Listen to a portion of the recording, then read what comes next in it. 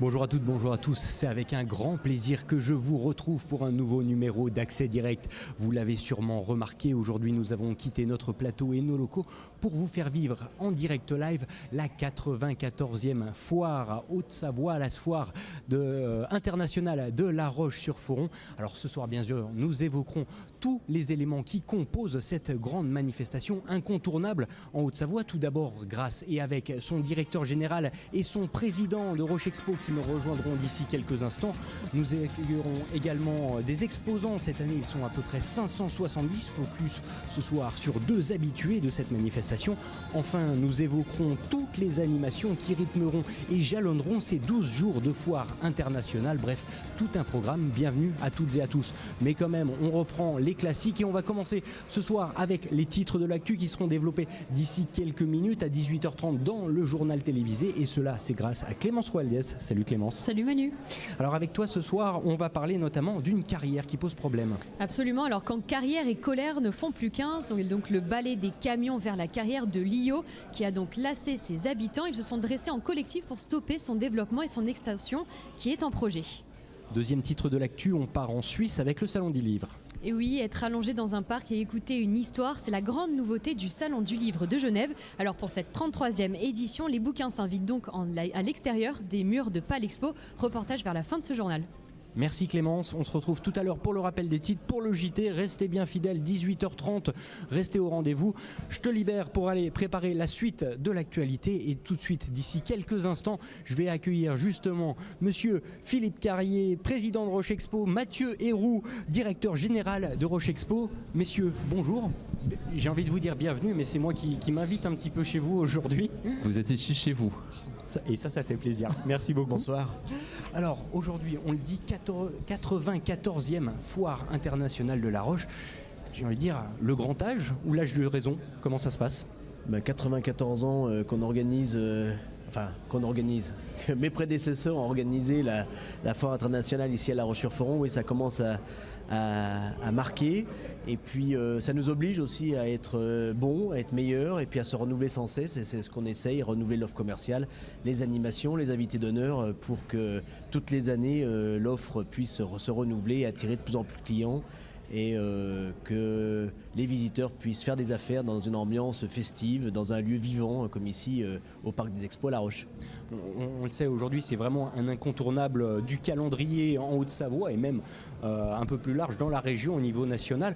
Comment on arrive à finalement assumer cette notoriété, à garder un petit peu les épaules et se renouveler chaque année, monsieur le directeur général ? Alors c'est à la fois un mélange entre la tradition et la modernité, puisque on le dit souvent, c'est la foire internationale, c'est avant tout un événement de famille, c'est un événement d'amis. On vient rarement tout seul en fait à la foire. Et souvent les grands-parents sont venus tout jeunes avec leurs propres grands-parents il y a 50 ans, 60 ans, et ils perpétuent la tradition. Donc ce qui fait justement toute la notoriété de la foire internationale. Et puis comme le disait Philippe, tous les ans on apporte des nouveautés, que ce soit par le biais du pays invité d'honneur. Vous savez que là aujourd'hui le Portugal, c'est une belle façon de mettre cette destination à l'honneur, et aussi les Portugais qui habitent dans notre beau territoire, que ce soit en Haute-Savoie ou côté suisse vers Genève.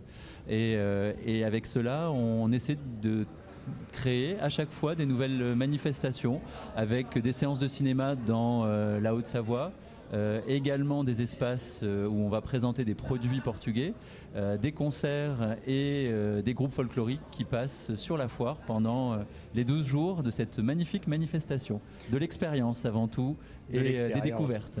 Alors on a l'habitude de dire, on trouve de tout. On trouve de tout. Comment il est possible encore de se renouveler d'année en année, sachant que déjà chaque année, on trouve tout ? C'est un sacré challenge quand même. Donc plus de 570 exposants, 90 nouveaux exposants sur la foire internationale. Et puis les motifs ou les motivations de visite, c'est de découvrir des innovations parce que les stands innovent également, hein, renouvellent l'offre commerciale. Donc si vous parcourez les halls, vous allez découvrir les nouveautés, les dernières nouveautés que vont vous proposer l'ameublement d'intérieur, la restauration, le stand des spas et puis l'automobile, puisque la foire a commencé par une foire automobile en 1925. Également les nouvelles voitures, un peu des voitures hybrides, des voitures électriques. Vous allez pouvoir découvrir également tout un espace cycle, vélo électrique, mountain bike, etc. qui est de plus en plus fourni et qui suit les tendances de consommation du moment. Alors 94 éditions, on le dit, il n'y a plus besoin de créer quelque notoriété que ce soit. J'imagine que les places du salon partent très très vite, il est plus nécessaire de communiquer. Est-ce que vous limitez un peu l'accès? Comment ça se passe? Est-ce que vous avez trop de demandes par rapport à la place disponible? Alors oui, effectivement, en termes d'exposants, tous les ans, on a plus de 400 demandes qui ne peuvent pas aboutir, d'exposants qui viennent de la France entière. Oui, tout à fait. Dans des secteurs d'activité, justement, où on est déjà plein, hein, que ce soit dans l'amélioration de l'habitat ou que ce soit dans tout ce qui concerne les spas, le mobilier extérieur, etc. On a énormément de demandes et on est déjà plein, donc on peut pas accueillir des nouveaux exposants. Comment on fait le choix? Comment on définit ceux qui seront présents, ceux qui ne seront pas présents? Alors c'est vraiment une logique de qualité de produit, proximité aussi, parce qu'on aime bien quand vous venez acheter quelque chose, un produit sur la foire internationale, que vous puissiez avoir accès au service après-vente avec une proximité et une qualité qui soit vraiment forte. Et puis on aime beaucoup nos exposants fidèles et on fait en sorte qu'ils soient toujours contents de revenir et ils sont attendus par nos visiteurs. Alors justement, des exposants fidèles, on va s'y intéresser dans quelques minutes avec deux habitués de cette foire internationale. Il y a aussi le côté des visiteurs, plus de 110 000 visiteurs qui viennent à peu près chaque année. On essaye de battre les records. J'avais vu 117 000 en 2017.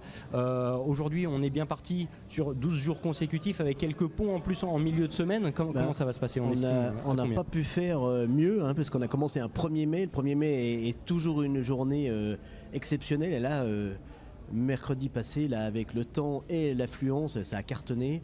L'inauguration également en même temps, et puis des groupes folkloriques qui ont parcouru les allées avec un monde qui se bousculait. C'était une ambiance festive et c'était vraiment top, hein. Il faut venir, ce week-end à nouveau, on attend une affluence considérable, et puis toute la semaine on a le 8 mai plus le deuxième week-end et une grosse nocturne le 10 qui va terminer à 23h avec un groupe qui cartonne sur la foire à chaque fois qu'ils viennent, c'est les Choucas qui vont mettre le feu au Parc des Expos vendredi soir. Alors, on a parlé des exposants, des visiteurs, mais également tout le côté animation qu'on abordera également dans cette émission. C'était vraiment nécessaire de créer une sorte de fête dans la fête avec beaucoup d'animation finalement pour tous les publics également. Tout à fait, que ce soit pour les jeunes autour du sport, autour des jeux, que ce soit pour les personnes, les seniors. Hier après-midi, c'était la première journée des seniors. On a 2 journées des seniors cette année, donc les 2 jeudis de la foire.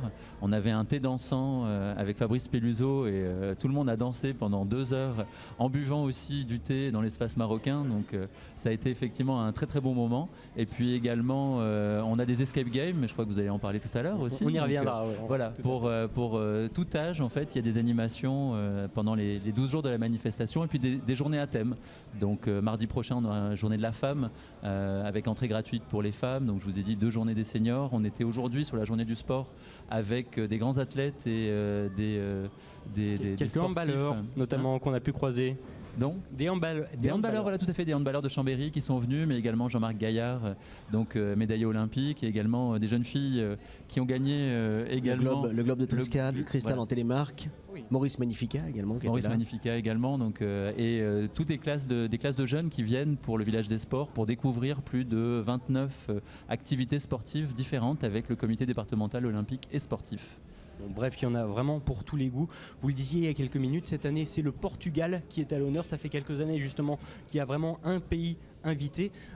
Cette année, question bête, pourquoi le Portugal? C'était un oubli jusque-là ou... Alors depuis quelques années, on essaye d'alterner une destination proche et puis lointaine. Donc après le Québec, l'Irlande plus proche, l'Inde, et bien là on s'est rapproché, le Portugal. Puis le Portugal, comme l'a dit tout à l'heure Mathieu, donc c'est un pays qui entretient des relations très très fortes et très amicales avec la France, avec une communauté locale qui est très très forte également, et un tourisme très facile aussi, puisque ici en Haute-Savoie on est à 2 heures d'avion de Lisbonne ou de Porto, et c'est un pays magnifique à découvrir par sa gastronomie, donc la bacalao, la morue sous toutes ses formes que vous pouvez déguster dans l'espace gastronomique là sur la foire internationale, et puis le folklore, puis les habitants qui sont si chaleureux au Portugal. Dans la convivialité, vraiment, on a vraiment trouvé que le Portugal calait bien avec le côté très convivial de la foire internationale et de la Haute-Savoie également.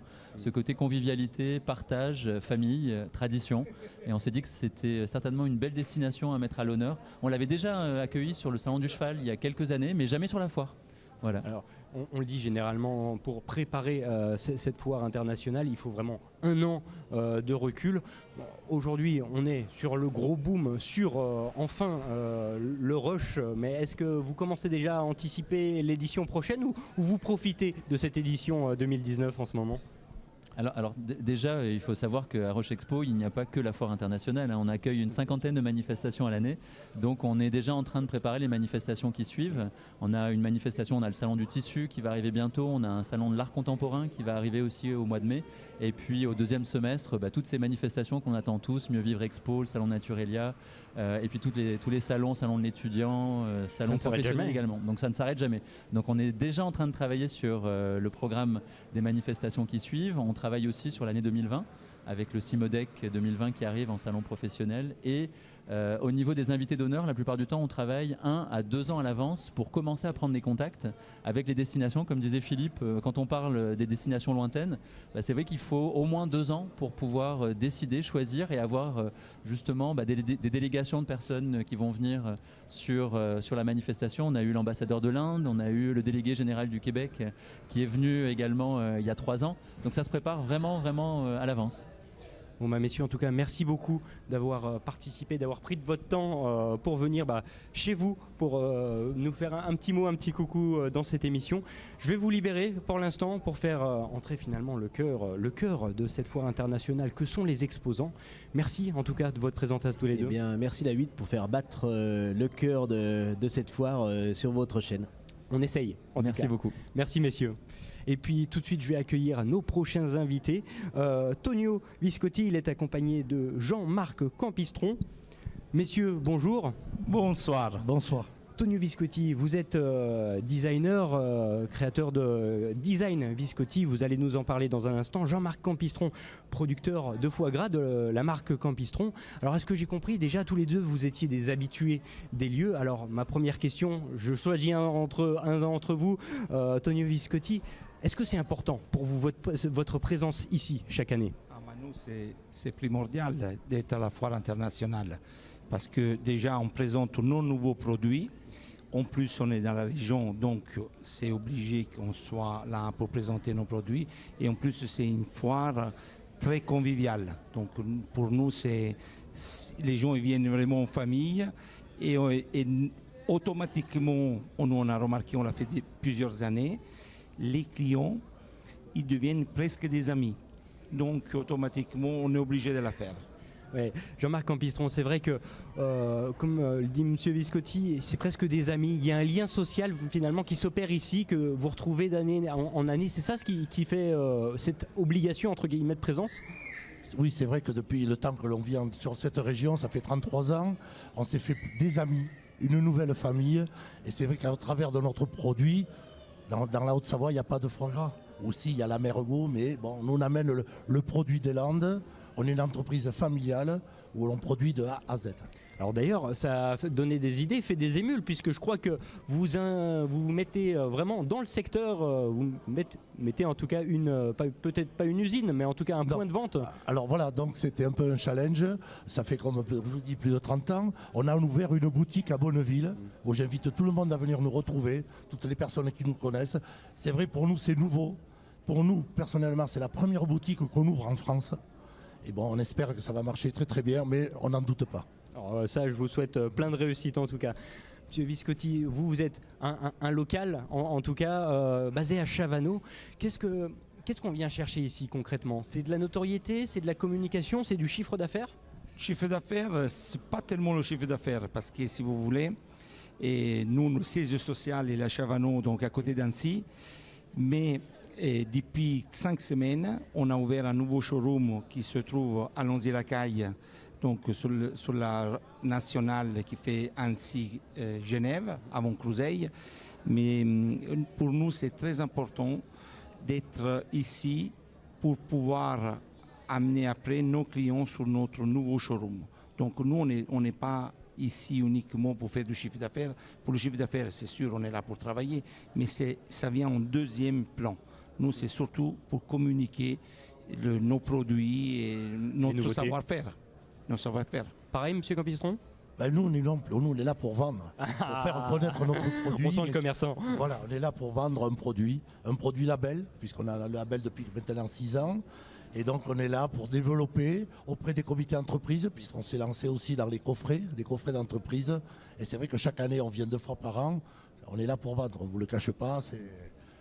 Voilà. Alors, c'est vrai que dans vos 2 secteurs respectifs, qui sont, on est bien d'accord, diamétralement opposés, le design et les métiers de bouche, pourtant, ici, il y a énormément d'exposants,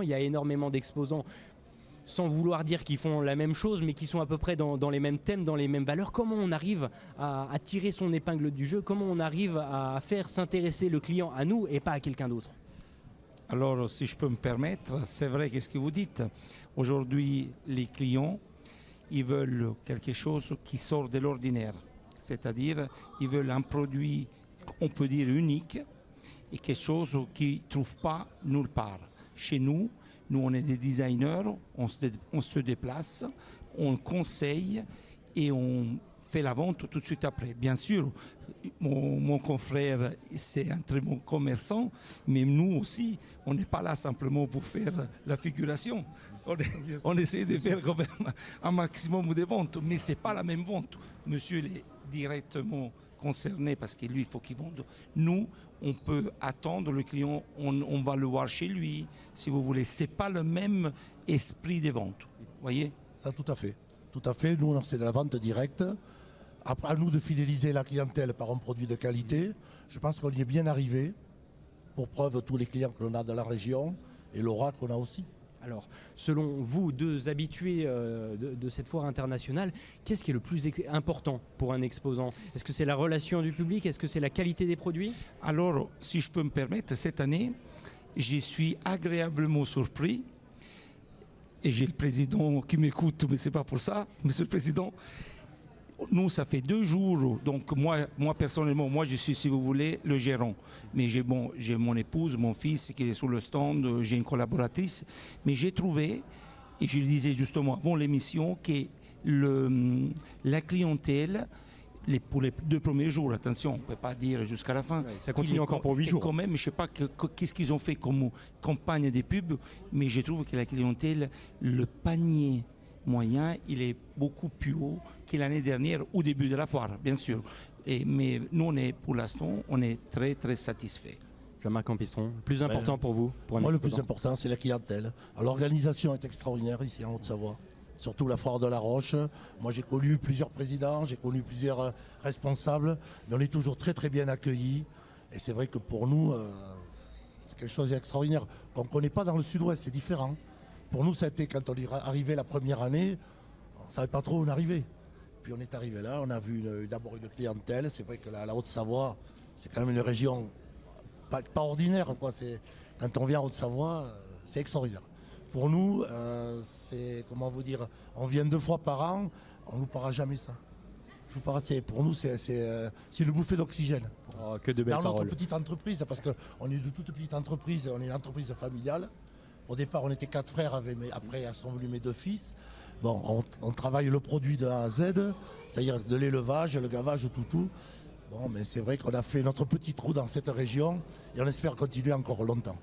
Messieurs, en tout cas, merci beaucoup. Je vous souhaite beaucoup de courage et beaucoup de chiffre d'affaires, de réussite Merci en tout beaucoup. cas pour ces quelques jours, ces 8 jours qui Un continuent. dernier mot, il ne faut pas oublier quand même le service technique de la foire, parce que Bien ça, entendu.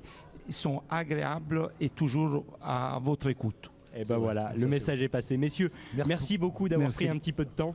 Je vous laisse repartir. Merci à vous. Occuper de votre business. À Merci, chacun. bonne Et soirée. Bonne soirée, Merci. à bientôt. Le temps pour moi d'accueillir nos troisièmes invités. Et on va parler maintenant du secteur animation. Et pour parler du secteur animation, je reçois 2 personnes. David Laporte du Challenge The Room à Ville-Lagrand. Bonjour. Il est Bonsoir. accompagné de Didier Philippe, directeur de l'Office du tourisme de La Roche-sur-Foron. Messieurs, c'est vrai que la foire internationale de La Roche, on le disait depuis le début de cette émission, il n'y a plus besoin de faire de la réclame, c'est vraiment un grand événement. Comment on arrive à mettre en avant des animations là où des gens viennent faire leurs courses, chercher des nouveautés, etc. Comment on s'intègre dans ce schmilblick, si on veut? C'est une vaste question, mais pour ma part, j'ai simplement garé 2 bus qui contiennent des salles d'escape et ça fait affiche tout de suite. Les gens passent devant, s'interrogent, viennent nous voir et on enchaîne sur une animation. Donc on enferme les gens dans nos bus pendant 45 minutes et ça s'intègre à la foire. On rajoute notre petite touche à cette foire. Alors, j'avoue que pour moi c'est la première. Alors c'est une première, Bel mais événement. pourtant c'est vrai qu'on parlait depuis le début de cette émission de la foire des nouveautés, de plein de choses, renouvellement annuel, et les escape games c'est un petit peu dans l'air du temps. Aujourd'hui vous avez déposé donc 2 bus, 2 scénarios totalement différents, il est ouvert à tous. Est-ce que vous avez déjà eu sur ces 2 premiers jours de foire pas mal de clients? On a eu de la clientèle, surtout le 1er mai, où c'était le gros jour d'affluence. Donc là, on a bien rempli nos 2 bus. On a fait jouer une bonne dizaine de groupes. On a réussi à enfermer tous ces gens qui ont réussi à ressortir, je tiens à le préciser quand même. C'est important. un détail, mais qui a son importance. Et il y a une bonne ambiance en plus. Entre exposants, on s'entend bien, une bonne organisation. Et c'est vraiment une très bonne expérience pour moi. Ces 2 scénarios plaisent aux gens qui passent. Alors, Didier Philippe, alors on ne vous présente plus, presque un habitué de l'antenne de 8 Mont-Blanc régulièrement. La foire internationale, voilà, c'est un événement incontournable et c'est l'occasion, notamment pour l'Office du tourisme, de faire beaucoup de liens avec d'autres événements, d'autres partenariats justement, et notamment le Bluegrass Festival, qui est un des autres grands moments de l'année à La Roche. Oui, c'est important pour nous d'être présents ici parce que La Roche Bluegrass Festival, c'est, on va dire, l'autre événement international de La Roche-sur-Foron. On a la foire internationale et on a le plus grand festival de musique bluegrass en Europe qui se déroule chaque année le premier week-end d'août et dont Roche Expo est le partenaire historique, nous a toujours suivis, nous a toujours aidés. Donc il nous semblait normal, lorsqu'ils ont développé cette scène d'animation dans le cadre de la foire internationale, d'être présents. Et donc chaque année, ou le Festival Zicanville de La Roche, ou La Roche Bluegrass Festival est présent. Et ce dimanche, on amène un groupe qui s'appelle Moonshine, qui est un groupe qui nous vient de la région Rhône-Alpes, qui existe depuis une vingtaine d'années. Et c'est un petit clin d'œil aussi au festival, parce qu'un des membres leaders de ce groupe n'est autre que le président du Festival de La Roche. Et la personne qui nous a amené la musique bluegrass sur un plateau il y a maintenant 14 ans. Donc ça nous fait très plaisir de pouvoir l'accueillir ici à la foire internationale et puis qui présente ce qu'est la musique bluegrass au public qui sera présent dimanche. Alors c'est jamais évident d'être dans un événement comme celui-ci qui rassemble énormément de publics différents. Est-ce qu'on trouve le bon public pour des concerts délocalisés comme ça? C'est pas évident, mais la chance que l'on a, nous, c'est que la musique bluegrass, si vous voulez, elle est méconnue par 90% du public en France, voire en Europe. Donc c'est toujours une découverte pour le public. Et comme c'est une musique qui s'apprécie, parce que c'est une musique acoustique, qui utilise des instruments, guitare, banjo, mandoline, contrebasse, violon, avec beaucoup de chant également, qui s'écoute facilement, qui se découvre. Les gens souvent pensent que c'est de la country, c'est western, mais pas du tout, parce qu'elle est née dans les années 40, donc elle n'est pas très vieille cette musique. Et puis elle mélange beaucoup de musique européenne actuelle, donc c'est une musique qui évolue beaucoup et je pense que c'est une surprise pour le public à chaque fois qu'il vient écouter un concert. Alors, David Laporte, c'est vrai que la surprise, elle est avec vous aussi, avec justement cette escape game qui est directement dans l'enceinte de cette 94e foire internationale de La Roche. Vous avez déjà eu, j'imagine, pas mal de retours. Ils sont bien évidemment quasiment tous positifs. Enfin, ceux qui ont réussi à sortir de... Ceux qui sortent pas, c'est un peu moins positif. Non. On a vraiment des bons retours. On a des scénarios qui sont assez ludiques, notamment Transfert vers l'enfer, où le petit côté plus, c'est que les gens arrivent et démarrent menottés, cagoulés. Donc tout de suite, on est dans l'ambiance. Ludique, oui, si on veut. C'est ludique. C'est vrai que ça fait un petit frisson au départ. Et puis après, ils doivent s'échapper du bus et ils ressortent de là généralement très heureux. Le deuxième scénario est plus axé sur les zombies, la ligne 121, Zombie Terminus, où là, on leur fait un petit peu peur de temps en temps. On les fait crier un petit peu. Ça met une petite ambiance sur l'endroit où on est. Et puis voilà, à la fin du scénario, tout le monde ressort. Concrètement, comment ça se passe ? Il faut réserver à l'avance, il faut venir un petit peu au début de notre visite à la foire Ouais, sur cette foire, on est un peu sur deux fonctionnements. Donc soit on réserve à l'avance, ce qui peut permettre en plus du prix de la session d'avoir les entrées gratuites à la foire. Ou alors si jamais on passe devant le stand et qu'on a une envie d'essayer cet escape game, on est ouvert. Si le créneau est disponible, on accueille les groupes sans problème, 2 à 6 joueurs par session. Et on roule comme ça toute la journée. Didier Philippe, c'est vrai qu'on le disait, la foire internationale, c'est un super moyen de communication pour faire connaître des groupes, pour faire connaître des types de musique. Les parallèles ne s'arrêtent pas là parce qu'il y a beaucoup de choses à découvrir, et notamment dans la musique et dans les animations qu'ils ont mis en place via l'Office du tourisme. Il y aura beaucoup de choses pendant ces 12 jours. Oui, il y a beaucoup d'animations, et puis ce qui est intéressant, c'est que on va avoir une autre action, par exemple, qui sera jeudi prochain, le 9 mai, et ce sera la foire en ville, puisqu'on a de la chance d'avoir un parc des expositions qui est à 700 mètres du centre-ville. Ça aide, en effet. Donc l'Union commerciale et artisanale du Pays Rochois, donc l'Union des commerçants locales, a organisé une soirée. Il va y avoir une nocturne de 18h30 à 20h30, de manière à permettre aux visiteurs du soir de Roche Expo, comme aux exposants, de venir faire un tour au centre-ville. Et il y a une vingtaine de commerçants qui vont faire la nocturne, qui vont être ouverts jusqu'à 20h30, qui vont proposer des apéritifs sur le thème du Portugal, parce que le Portugal est l'invité d'honneur. Et puis ça se terminera à 20h30 par une séance au cinéma, avec la séance du film La Cage Dorée, donc une très belle comédie. Et c'est comme ça qu'on fait le lien entre le centre-ville de La Roche et Roche Expo, parce que c'est une seule et même entité, quoi. C'est une destination. La Roche, cité médiévale et branchée, on dit. On vous le disait, tout est lié ici à La Roche-sur-Foron. Messieurs, merci beaucoup en tout cas d'avoir pris quelques minutes pour venir nous expliquer tous ces détails, en tout cas de tout ce qu'on peut faire pendant toute cette semaine à La Roche-sur-Foron, à la 94e foire internationale. Merci beaucoup. Merci à vous.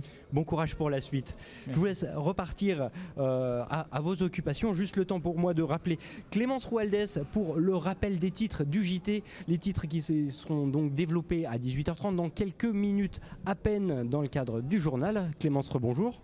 Salut Manu, tu vois, j'ai les pieds un petit peu dans le film, micro, mais ça va bien se passer, il n'y a pas de souci. Et avec toi, d'ici quelques minutes, on va parler d'une carrière. Absolument, alors quand la carrière et colère ne font plus qu'un, c'est donc le balai des camions vers la carrière de Lio qui a donc classé ses habitants. Et ces habitants qui se sont dressés en collectif pour stopper son développement et son extension qui est d'ailleurs en projet.